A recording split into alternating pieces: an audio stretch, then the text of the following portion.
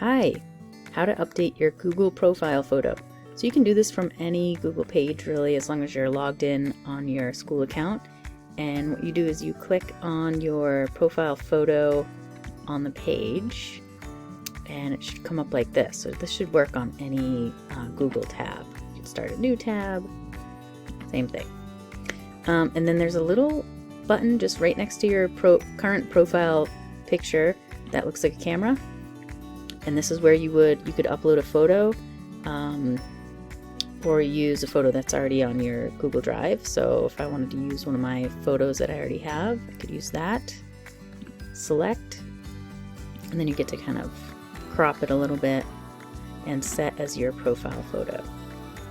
So you can upload, now I have a new profile photo. So now you could upload any kind of photo that you wanted to. You could take a screenshot and make that into a photo and then upload that to your profile.